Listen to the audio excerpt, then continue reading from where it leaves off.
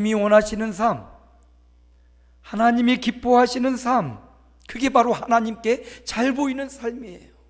물론 함께 교회를 하는 교우들에게도 거룩한 일을 위해 함께 동역하며 함께 힘을 써야 되겠죠. 그러나 그 최종 목적은 하나님을 영화롭게 하고 하나님께 잘 보이는 것, 그게 거룩함입니다.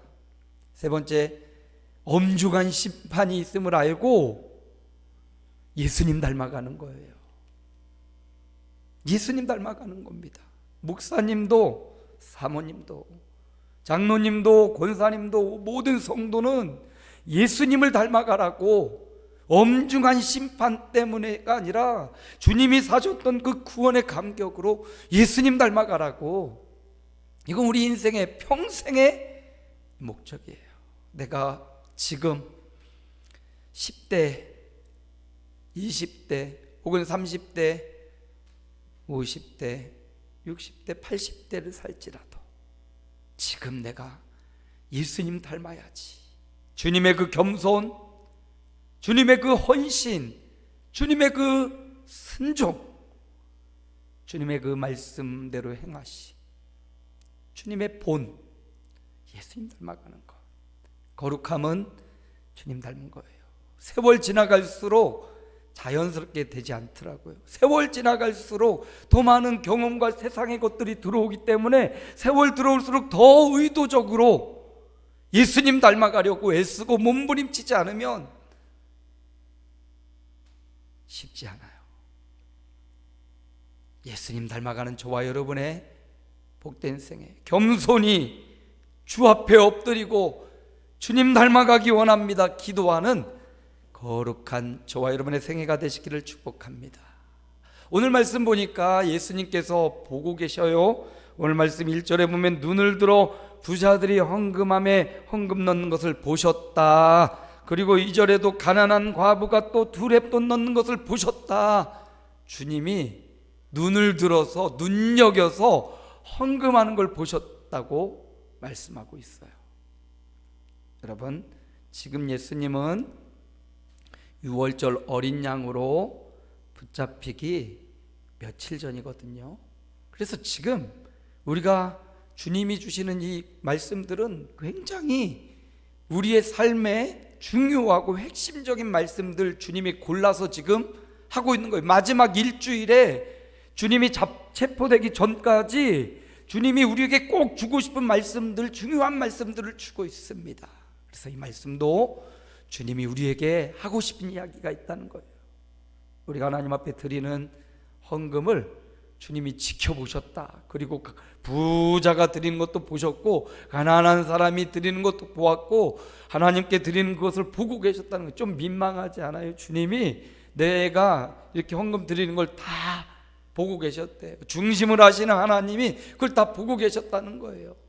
특별히 오늘 말씀을 통해서 주님께 드린다는 것이 어떤 의미인지, 주님이 오늘 한 가난한 과부의 예물 드리는 그 모습을 통해서 주님께 드리는 삶이 무엇인지, 단순히 헌금을 많이 하라 이런 차원이 아닙니다. 주님께 드리는 삶이 무엇인지를 알려주시는 거예요.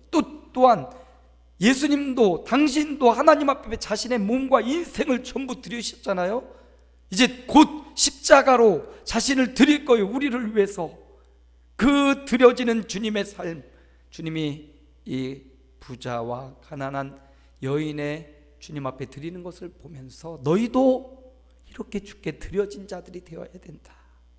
이거 주님이 말씀하고 있지요. 주께 드린다는 것 어떤 의미가 있을까요? 오늘 말씀 1절을 함께 읽어봅니다. 함께 봅니다. 예수께서 눈을 들어 부자들이 헌금함에 헌금 넣는 것을 보시고, 주님이 보셨어요. 부자들이 헌금함에 헌금 넣는 것도 보시고 가난한 과부가 헌금함에 헌금 넣는 것을 보셨습니다. 이 말씀은 예수님도 예수님 당시도 마찬가지고 예수님도 하나님 앞에 드리는 헌금이 필요하다라는 것을 말씀하고 있는 거예요. 이 땅에 사는 동안 물질이 들어가지 않고 유지되는 것이 없습니다. 그래서 주님도 이런 헌금에 대한 이야기에 대해서 말씀하시고 계시는 거예요. 당시에는 예루살렘 성전에 헌금하는 곳이 굉장히 여러 곳 있었다고 해요. 나누어져 있었다고 합니다. 그건 이제 헌금함이 있어서 들어올 때 넣고 들어오는 거죠. 우리 교회도 이렇게 뒤에 넣을 수 있도록 이렇게 해놨죠. 자, 헌금의 의미가 뭡니까? 헌금은 돈을 드린다는 거예요. 그렇죠? 바칠 헌자에 세금 그런 거잖아요. 돈을 드리는 거예요. 바치는 거예요. 그러면 중요한 것, 주께 드린다는 중요한 의미가 있는데 누구에게 드리냐가 중요하죠. 교회에서 드리는 것은 하나님 앞에 드린다는 거, 이게 중요합니다. 사람에게 드리는 게 아니에요. 사람을 보고 드리는 것도 아니고요. 헌금은 피 같은 돈 아닙니까? 정말 돈 벌기 쉽지 않아요. 돈 벌기 쉽지 않죠? 저도 목회 일을 그만둔 적이 있어서 대리운전도 해보고 택배도 해보고 쉽지 않아요. 남의 돈 벌기가 정말 어렵고 때로는 굴욕적이기도 하고 비열하기도 하고, 그런데 그렇게 땀 흘려서 벌어들인 그 돈을 가치 있게 써야 되죠. 그렇게 비굴하게 벌어들인 돈을 헛되이 쓰면 얼마나 비참합니까? 그 정성을 들여, 시간을 들여, 내 몸을 바쳐 벌어들인 피 같은 돈을 헌금한다라는 것은 하나님 앞에 드리는 거예요. 하나님 앞에 드리는 거예요. 그래서 레위기에도 보니까, 레위기에는 수많은 예배에 대한 말씀이 나오는데 7장 38절 함께 읽어볼까요? 여호와께서 시내 광야에서 이스라엘 자손에게 그 예물을 여호와께 드리라 명령하신 날에 시내산에서 이같이 모세에게 명령하셨더라. 누구에게? 여호와께 예물을 드리라. 저들은 애굽에서 나와서 광야의 길을 가고 있습니다. 그 광야의 기간이 40년이나 되니까 먹을 양식도 제산도 뭐가 있겠어요. 주님이 내리시는 만나와 메추라기 먹고요. 그런데 주님이 말씀하시길 그 광야에서도 그 예물을 여호와께 드리라. 헌금은요, 사람에게 주는 게 아니에요. 목사에게 주는 것도 아니고요, 교회에 주는 거 아니에요. 하나님께. 헌금의 첫 번째 우리의 마음은 이것은 하나님께로 드리는 거다. 나는 하나님께 내 몸, 내 피와 같은 예물, 피땀 흘려 벌어들인 이 소중한 돈을 하나님을 믿기에, 그 하나님이 어떤 분이시니까? 창조주 하나님이시니까, 나를 구원하신 하나님이시고 나에게 은혜를 주시고 위로해 주시고 동행해 주시고 평강을 주시는 분이시니까, 나의 주인이시니까 창조주 하나님께 감사의 예물, 피같이 피땀 흘려 벌어들인 예물을 구별하여 11조와 감사와 건축 헌금, 선교헌금 드리는 거예요. 하나님께 드린다는 사실, 이게 가장 기초적인데 때로는 사람이 의식되어서, 다른 사람들이 또 의식되어서, 또 누구는 많이 하는데 누구는 적게 하는데 이게 비교되어서 때로는 습관적으로 그냥 할 때가 많이 있단 말이죠. 오늘 말씀은 이걸 교정해줘요. 우리가 항상 하나님 앞에 드릴 때 하나님 앞에 드린다. 그리고 이것 가지고 교회는, 하나님이 여러분이 하나님께 드린 것 가지고 교회는 재정부를 통해서, 또 재직회를 통해서, 당회를 통해서, 공동회를 통해서 이것을 잘 배분해서 목회자를 위해, 목사님들을 위해, 교회 운영과 유지를 위해, 생명을 살리고 세우는 일에 선교사님들을 위해 배분해서 잘 사용하는 거죠. 많이 들어가더라고요. 교회 유지비도. 제가 교회를 운영해 보니까 이게 운영하기가 쉽진 않아요. 균형 있게 잘 사용하지 않으면 한쪽으로 또 몰릴 수도 없습니다. 잘 보고 적재적소에 필요한 곳에 우리 안에 있는 그 형편 가운데, 이거 빚내서 쓸 수는 없잖아요. 들어온 그 안에서 가장 지혜롭게 잘 운영해야 또 교회가 존립하고 존재할 수가 있는 거예요. 그래서 헌금의 첫 번째, 하나님 앞에 드리는 것이다. 나를 창조하신 창조주 하나님, 나를 구원해 주신 구속주 하나님, 내 삶 가운데 은혜 베푸시고 늘 함께 해주시고 위로와 동행하시고 축복해 주시는 하나님 앞에 구별하여, 정말 내가 피땀을 흘려 벌은 물질이니까 그런 감사와 찬양과 감격으로 하나님께 드리시는 저와 여러분 되시기를 축복합니다. 또 오늘 말씀 본문을 보면 4절 말씀이에요. 함께 볼까요? 함께 읽습니다. 저들은 그 풍족한 중에서 헌금을 넣었거니와 이 과부는 그 가난한 중에서 자기가 가지고 있는 생활비 전부를 드렸느니라 하시니라. 이 여인 두 종류의 사람을 둘 다 보신 거예요. 풍족한 중에 드렸던 부자의 헌금과 가난한 중에 전부를 드렸던 헌금을 둘 다 보시는 하나님, 우리 주님이 보셨습니다. 주님이 아신다는 거예요. 네가 얼마나 풍족한 중에 있는지, 네가 얼마나 어려운 가운데 있는지 우리 주님은 아시잖아요. 주님은 아셔요. 그런데 그 풍족한 중에 그냥 형식적으로 드린 사람과 어려운 중에도 전부를 드린 사람과 뭐가 더 크냐? 주님 말씀하셔요. 가난한 중에서 생활비 전부를 넣었다고 말씀하시면서, 이 가난한 과부가 다른 모든 사람보다 많이 넣었다. 주님의 계산법은 우리의 계산법과 다르네요.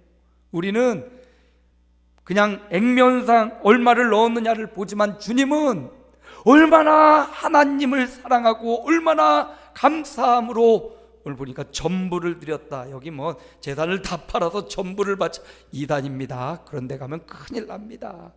그런 말만 하면 뒤돌아서 나가야 돼요. 전부를 드렸다, 이 말은 전심으로 드렸다는 말이에요. 물론 이 여인은 가난한 중에 자기가 있는 것 전부를 드렸어요. 주님은 그 전부를 받으셨어요. 여러분, 주께 드린다는 것은 전부를 드리는 거예요. 그것을 전부를 대표해서 11조로 감사의 예물로, 봉헌물로 주께 드리는 거잖아요. 여기 전부라는 의미는 전심이라는 의미로 대체될 수 있어요. 온 마음으로 하나님께 드리는 거예요. 이게 중요합니다. 부자도 온 마음으로 드리는 게 정상입니다. 가난한 자도 온 마음으로 전심으로 드리는 게 중요해요. 이게 가장 중요한 겁니다. 전심으로 드리는 것. 그래서 시편 119편에는 이런 말씀이 있네요. 함께 읽어봅시다. 여호와여, 내가 전심으로 부르짖었사오니 내게 응답하소서. 내가 주의 교훈들을 지키리이다. 시편 119편은요 말씀에 대한 이야기예요. 우리가 말씀을 얼마나 사모하고 그 말씀에 얼마나 순종해야 되는지, 시편 119편이 가장 많은 절, 성경 중에 가장 긴 절로 이루어진 게 바로 시편 119편이에요. 그러니까 성경에서도 가장 긴 절로 이루어질 정도로 우리 신앙생활에서 가장 중요한 게 말씀이라는 것을 보여줍니다. 신앙생활에서 말씀을 가장 내 삶의 목표로 삼고 그 말씀을 내가 사모하고 또 그 말씀을 깨달아야 되고 그 말씀을 지켜야 되고 암송해야 되고, 말씀이 얼마나 중요한지를 보여주는데, 그 말씀도, 그 말씀 중에서도 어떻게 그 말씀을 따라야 될지 전심으로, 이 시편 119편에 전심으로라는 단어가 6번 반복돼요. 6번. 그러니까 전심으로 우리가 신앙생활하는 게 얼마나 중요한지, 취미생활로 가끔 하는 게 아니라는 게, 신앙생활은 전심을 들여야 된다는 거예요. 헌금생활뿐만 아니라 저는 그런 얘기를 해요. 장로님의 그 직장은 부업입니다. 장로님의 본업은 교회의 일입니다. 장로님뿐만 아니죠. 성도들의 일이 그래요. 그래서 연초에 교회 재직을 임명할 때 그 재직의 의미가 뭔지 알아요? 직원을 임명하는 거예요. 교회 직원. 여러분은 교회 직원입니다. 아멘이 한 분도 안 계시네. 여러분 교회 직원입니다. 특별히 임직받은 분들, 장로님, 권사님, 안수집사님은 기름 부어 임직했기 때문에 그들을 항존직, 영원히 은퇴가 없는 영원한 주님의 직원이라는 의미예요. 하나님 나라, 우리 교회 직원이에요. 하나님 나라의 직원이에요. 직장은 부업, 교회는 본업. 과격한 것 같지만 우리의 신앙생활은 하나님 앞에서 하는 거잖아요. 그러므로 4월 10일 월차 내십시오. 주님의 일에 현장에 오셔서 가능한 함께 동참해 주시고 섬겨 주십시오.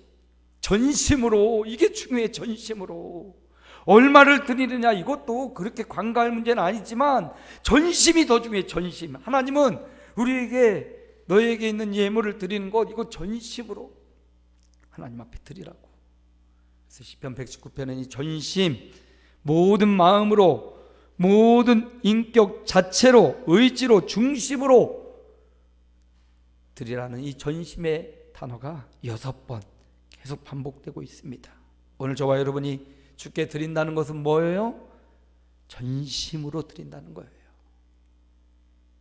가난한 과부가 전부를 드리며 전심을 드렸듯이 저와 여러분의 삶이 주님께 전부 다 드려진 삶임을 고백하시기를 축복합니다. 마지막, 주께 드린다는 의미가 있어요. 다윗은 모든 사람을 크게 하심과 강하게 하심이 주의 손에 달려 있습니다.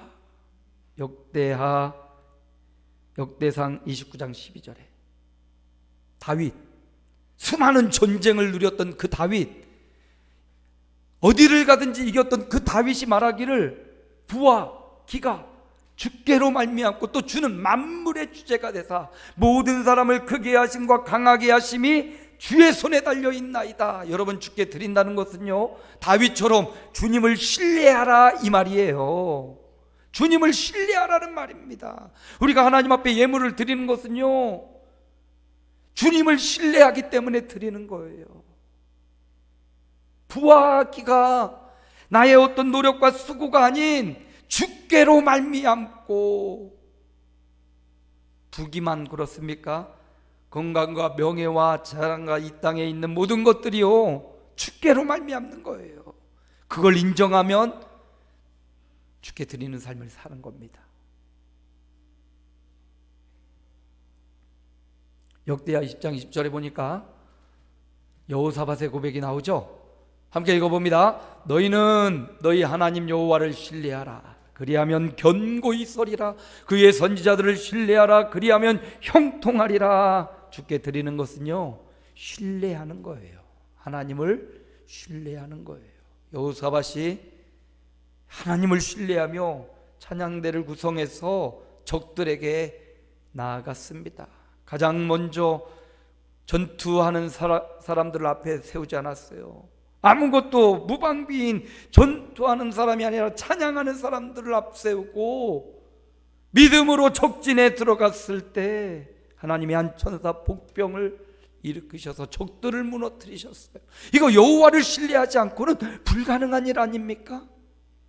보세요. 여호와를 신뢰했더니 여호사밧이 견고히 섰어요. 형통했어요. 여호와를 신뢰하고 그종 선지자들, 그 선지자들의 대표가 예수 그리스도 아닙니까? 예수 그리스도를 신뢰하라는 거예요. 주의 종들을 신뢰하라는 거예요. 그리하면 우리가 그토록 좋아하는 형통이라는 단어가 있어요. 이 형통은 주님을 신뢰하는 자에게 주어지는 거예요. 물론 세상적 돈 많이 벌고 떵떵거리는 걸 우리는 형통이라고 볼 수 있지만, 하나님이 보는 형통은 믿음을 따라 신뢰하며 살아가는 자가 형통한 자라. 가난한 과부지만 자신의 전부를 두렙돈을 드렸을 때 그 여인이 형통한 자라, 이렇게 말씀하시는 거잖아요. 얼마나 하나님을 신뢰하느냐, 이게 형통의 기준이 되었습니다. 주께 드린다는 것은 주님이 이제 곧 붙잡히셔서 십자가를 지실 건데, 진짜 형통한 것이 뭐냐? 주께 드리는 게 뭐냐? 하나님을 신뢰하는 거다. 주님도 예수님 신뢰하니까 그 길로 가잖아요. 도망가지 않아요. 그 길로 가잖아요. 주님을 신뢰하니까 십자가를 맞이하잖아요. 아무런 능력과 권세, 아무런 힘도 사용하지 않고 십자가를 맞이하시고 당당히 죽으시고 부활의 영광의 자리, 형통의 자리에 오르신 것 아닙니까? 주께 드린다는 것은 여호와를 신뢰하는 거예요. 또 한 말씀, 열왕기상 17장 16절이네요. 함께 읽어봅시다. 여호와께서 엘리야를 통하여 말씀하신 말씀같이 통에 가루가 떨어지지 아니하고 병에 기름이 없어지지 아니하니라. 아멘. 이 말씀 보십시오. 엘리야에게 임한 하나님 말씀이에요. 엘리야에게 임한 하나님의 말씀. 엘리야가 아합 왕에게 선포하고 비를 내리게 하고는 이세벨이 무서워서 지금 도망가고 도망다니고 있죠. 사르밧 과부의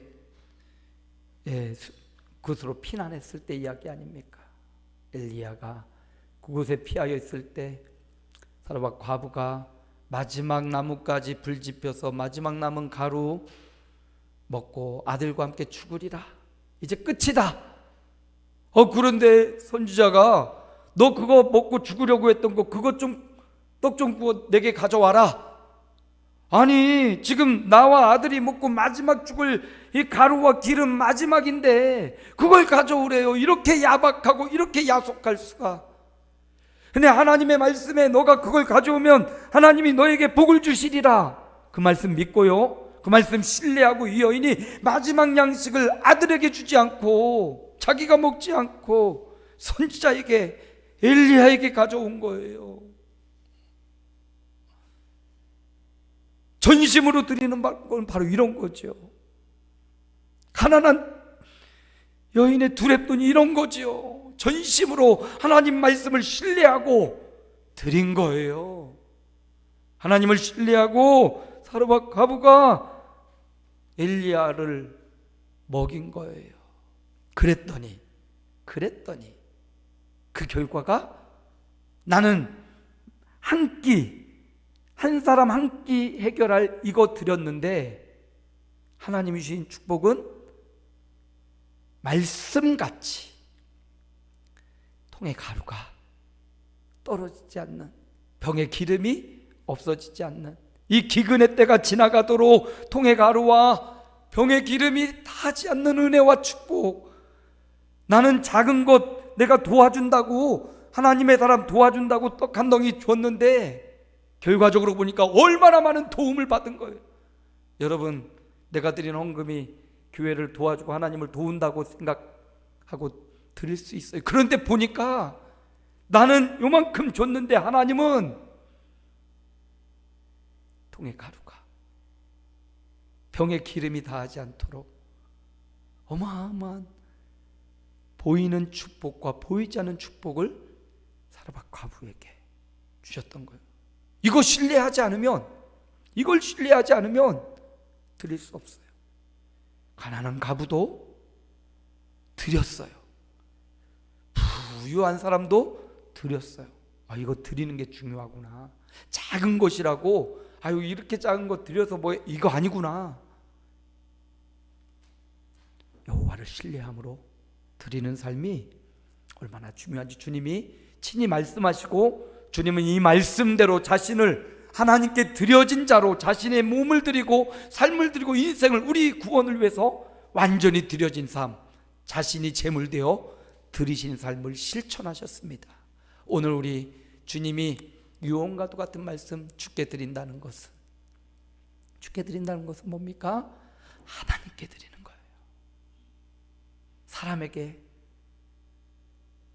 형편을 보고 아니요, 하나님께, 창조주 하나님, 구속주 하나님께 드리는 거라는 거고요. 두 번째, 전심으로.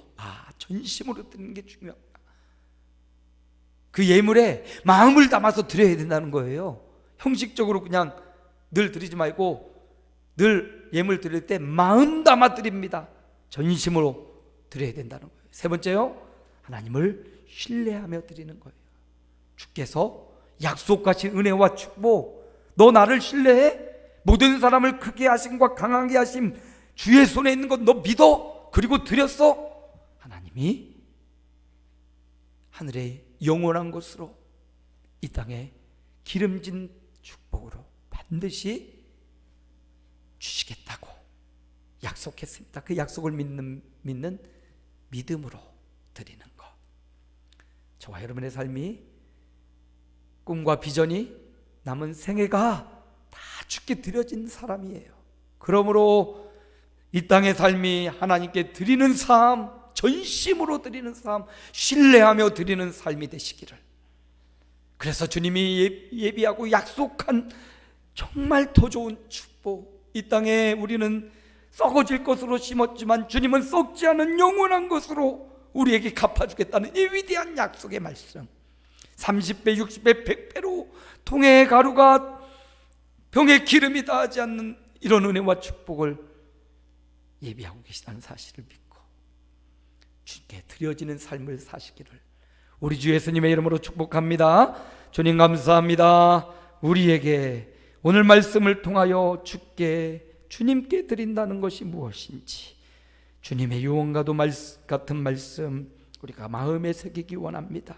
주께 드린다는 것은 단순한 돈을 드리는 것이 아니요, 하나님께 드린다는 것, 창조주 하나님, 구원주 하나님, 우리를 위로하고 우리와 함께 동행하시는 하나님께 드린다는 사실을 또 전심으로, 온 마음으로 하나님 앞에 드리며 하나님을 신뢰함으로 드리는 삶이 예물이 생애가 되게 해 주옵소서.